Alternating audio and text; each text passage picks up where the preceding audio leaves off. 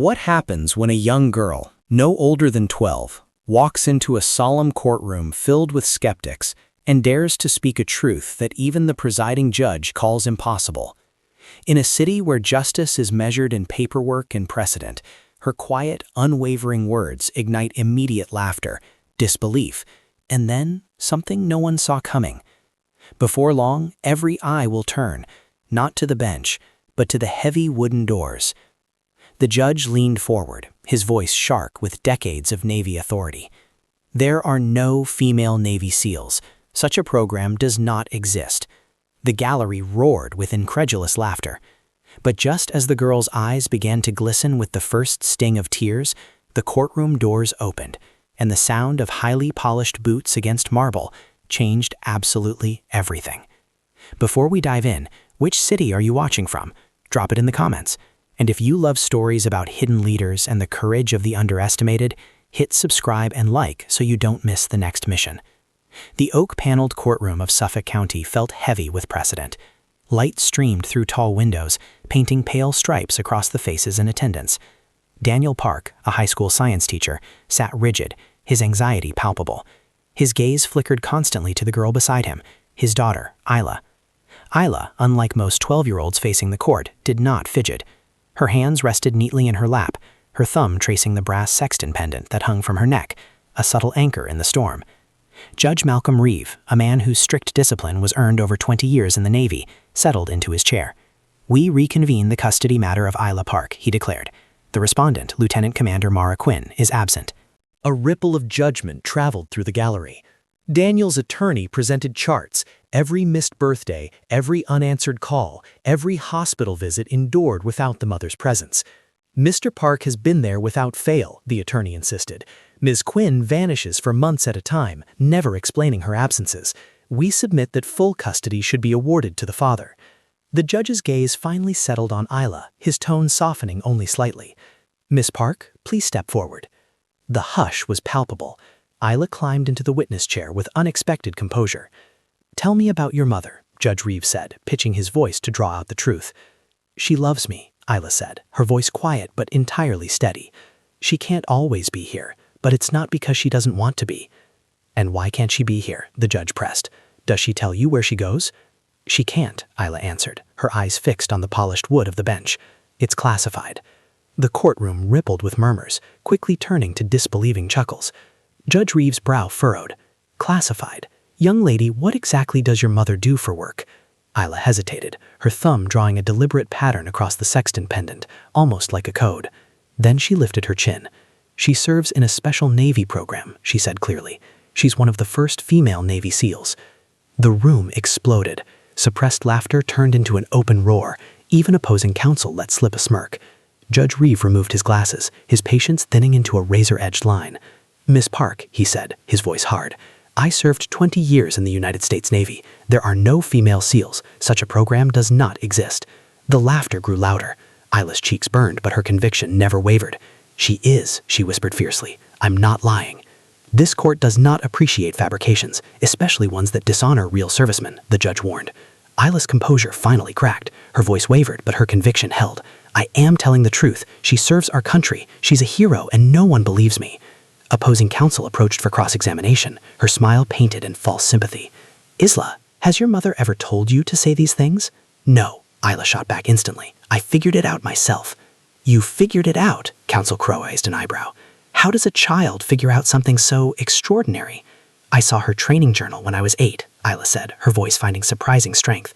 "I overheard her on secure calls. She has scars. She knows things ordinary people don't. I put the pieces together." Before the attorney could recover, a uniformed court officer hurried to the bench, whispering urgently in the judge's ear. Judge Reeve's expression shifted rapidly from annoyance to unreadable surprise. "This court will recess for 10 minutes, he announced abruptly. "Counsel, approach before you leave." Isla returned to her father's side, clutching the sextant. The gallery buzzed with feverish speculation as the minutes crawled past. The moment arrived. The courtroom fell into a total, prickling quiet. The bailiff placed his hand on the heavy double doors. With a deliberate, slow motion, he swung them open. The creak of ancient hinges carried like a warning bell. Judge Malcolm Reeve rose involuntarily to his feet. Through the threshold stepped Lieutenant Commander Mara Quinn. She wore her full navy dress blues, the fabric pressed sharp enough to cut. Polished metals gleamed across her chest. Her posture was perfect, her presence dominating the entire space. Behind her marched 6 figures in formation, 3 men, 3 women, each in the same impeccable uniform. Their synchronized steps echoed across the marble floor, striking a fierce cadence that silenced every whisper. Isla's heart leapt. "Mom," she whispered. Commander Quinn advanced down the central aisle. Behind her, the 6 SEAL operators formed into a straight line at the respondents' table, a living, silent wall of validation. When Mara stopped before the bench, she snapped into a salute so crisp the sound cracked like a gunshot. "Commander Mara Quinn, United States Navy, reporting as ordered, Your Honor." Judge Reeve, still standing, returned the salute without thinking, the muscle memory of his 20 years in the Navy overriding the robe and the gavel. His hand trembled just slightly. Mara stepped forward and handed a sealed folder to the bailiff. "These documents were declassified this morning for the purpose of this hearing. They confirm my status, my service, and the necessity of my absences." The judge sat slowly, adjusting his glasses with shaking fingers. He opened the folder.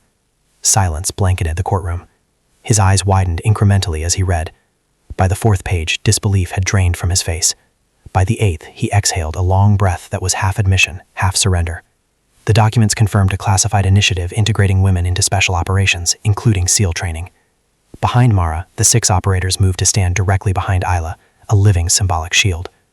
Lieutenant Nia Holt, a tall black woman with the calm poise of a veteran, placed her hand gently on Isla's shoulder. Isla's eyes shimmered, and the corners of her lips curved into the faintest smile. Across the room, Attorney Alicia Crow fumbled with her notes. Her argument, built on impossibility, had just been vaporized. Judge Reeve closed the folder with deliberate care. He looked directly at Isla. The authority in his voice was gone. "Miss Park," he said softly, "it seems this court owes you an apology." Isla met his gaze steadily, accepting the apology of an entire institution. "This matter will recess for 30 minutes, the judge announced, striking the gavel once. The rules of the game had fundamentally changed. In the judge's chambers, the small group sat down. Commander Mara Quinn remained standing, her uniform now looking heavy with the weight of years. Judge Reeve, tapping the classified folder, asked the question Daniel couldn't voice. "Commander Quinn, I said the words, 'No such program exists.' Why now? Why reveal yourself in this courtroom after so many years of silence?" "Because my daughter was mocked for telling the truth," Mara replied. "And because our final mission ended 3 weeks ago. The program is being partially declassified next month. I requested an emergency release so I could appear here today with proof." Daniel Park leaned forward, his voice raw with 8 years of pent-up hurt. 8 years, Mara. 8 years of half-truths and vanishing acts. Do you have any idea what that did to her? To me? Mara finally sat, the movement slow, deliberate. "I know," she said quietly. "I read every report from home, every update I could smuggle through. I saw her hospital records. I knew everything I was missing." "Then why not come back?" Daniel demanded. "Because the missions didn't allow it," Mara replied firmly. "When you're on a 6-month deployment under a complete blackout, there is no call home, no letters, only silence. I told myself it was for the greater good, but the cost was higher than I admitted, and Isla bore that cost. I am sorry." Isla, who had listened intently, met her mother's eyes. "You don't have to be sorry for serving. You just have to stay now." The words struck with stunning clarity. Mara blinked, her discipline faltering. "I've requested transfer to training command. Stateside, predictable hours, no more 6-month blackouts." Judge Reeve steepled his fingers. "That changes the custody equation considerably. Mr. Park, do you wish to proceed with your petition?" Daniel sat back, conflicted. "I filed because Isla needed stability. I thought Mara had abandoned her for career ambition." "You don't have to argue," he whispered. "We just need to figure out how to be a family again." Isla finished softly. Judge Reeve closed the folder. "This case will reconvene in 2 weeks. Until then, I am sealing these records. The public is not prepared for what walked into my courtroom today. In the meantime, both parents will share equal custody." He looked at Isla. "Young lady, your courage and your refusal to back down from the truth are qualities most adults never master. Remember that." "Some things are more important than being believed," Isla replied. The session ended with a simple knock of the gavel. Mara looked at Daniel. 8 years of silence. "I'll answer for it, but not here, not now." They walked out together, The park home sat on a quiet street lined with maples. Inside, the scent of old wood and cinnamon filled the air. Family photos lined the hallway, and in nearly every one, there was an empty space where a mother should have stood. Mara stopped in front of a picture from Isla's 10th birthday. "I kept albums for you," Daniel said softly. "Even when I was furious at you, I couldn't close that door." Later that night, over dinner, Mara explained her transfer. Training new candidates at the Naval Special Warfare Center, stateside, predictable hours. "I can't undo the years I missed, but I can make different choices now." Isla leaned across the table. "That's all I wanted, for you to stay." 2 weeks later, the case was resolved. Joint physical and legal custody. At the bottom of the courthouse steps, Mara looked down at Isla. "You know, you'll be lesson 1 for my new candidates. The 12-year-old who pieced together a top-secret program, kept it to herself, and faced down a courtroom full of doubters.